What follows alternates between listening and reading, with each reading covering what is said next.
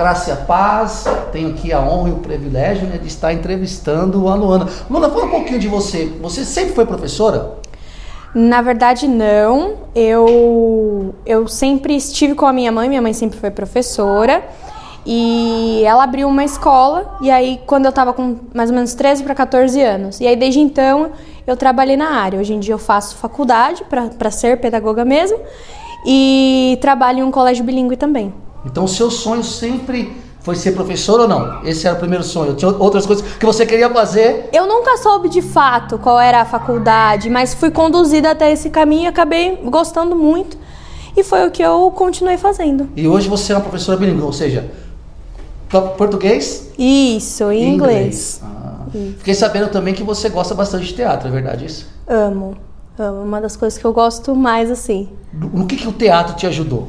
O teatro foi uma grande ponte para mim no inglês, né? Porque o teatro que eu fazia era todo em inglês.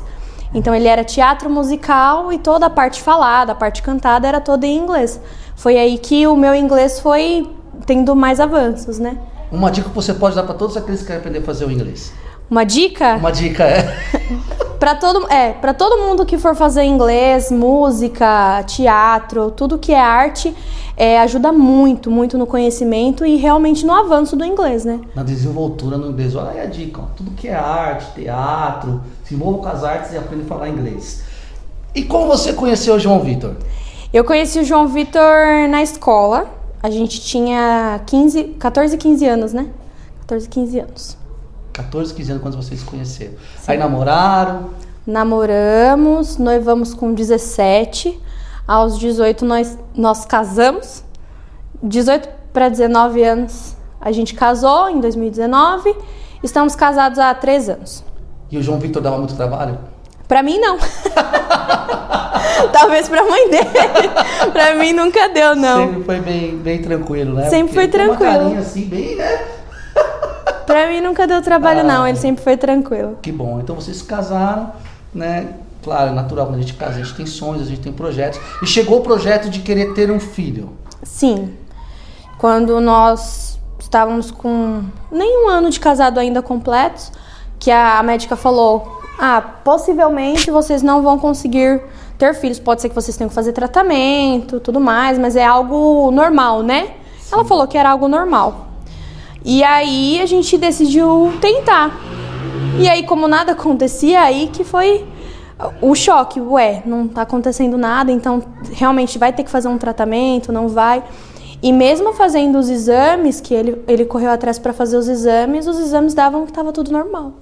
Nossa. Mesmo assim, a médica havia já cogitado a possibilidade que talvez vocês não poderiam ter filhos. Sim. Mesmo dando tudo certo, dando normal os exames, você passou um período sem conseguir engravidar. Sim. Fala um Nós passamos 1 ano tentando e sem sucesso. Aí ele sofreu um acidente. Ele quebrou a perna em 3 lugares, teve uma fratura exposta. Eu falei que ele tinha cara de arteiro? E nesse sentido ele me deu trabalho, que ele sofreu um acidente de moto, né, passou um tempo internado, foi um período bem complicado, porque eu não podia vê-lo, foi no auge da pandemia, eu não podia vê-lo, eu fiquei um tempo distante, porque quando eu ia lá para tentar vê-lo, eles diziam que eu não podia visitar. Nossa. Ainda a mãe dele conseguiu vê-lo mais ou menos umas 3 vezes, mas ainda assim era um pouco, porque ele passou quase 1 mês internado, passou por 2 cirurgias. Quando voltou para casa, ele não conseguia ficar de pé. Ele, mesmo com o andador, ele sentia muita dor de cabeça por conta das anestesias que ele tinha tomado para as cirurgias. Então foi tudo assim, bem passo a passo, até ele se recuperar mesmo, Imagina, até melhorar. Bem difícil. E onde você buscou força para superar tudo isso? O único lugar que dava, né? E qual é esse lugar? Em Deus. Em Deus. E foi um período muito, muito difícil mesmo. Graças a Deus, Deus colocou pessoas muito abençoadas assim no nosso caminho, além da nossa família. Pessoas que nos levaram para mais próximo de Deus, e mesmo com tudo assim, dando pra gente ficar chateado e não continuar, né? Essas pessoas também ajudaram a gente a ir para mais perto de Deus e buscar o mais. E nós entramos no Ministério de Adolescentes da nossa igreja também foi uma bênção. E foi algo que ajudou, assim, pra mim, ajudou bastante. E nesse período que ele estava se recuperando, porque como ele também estava sem trabalhar, eu também estava sem trabalhar, a gente passa muito tempo com a cabeça, né, vazia, esperando alguma coisa acontecer, algum resultado acontecer, e é muito difícil. Acho que a parte mais difícil é esse tempo de espera, né? Sim, você não pode sair porque o mundo está em pandemia, você está em casa e a cabeça está vazia.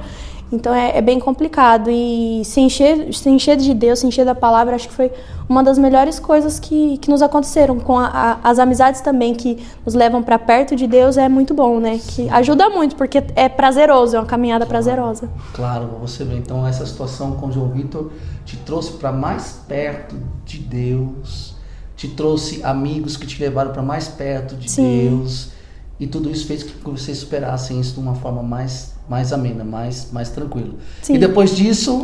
Depois disso, em dezembro de 2020, ele já estava andando já, graças a Deus, mas ainda estava com a ferida, ainda não tinha cicatrizado, ele ainda estava fazendo todos os tratamentos com oxigênio lá, tudo mais.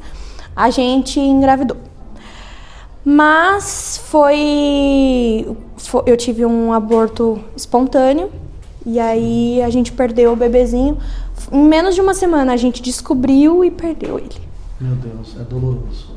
Foi muito doloroso, e a gente pegou Covid, tudo uma coisa seguida da outra. Nossa.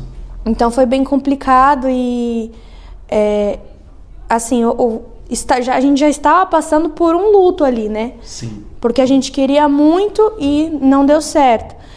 E por um lado eu não me permiti muito sofrer, né?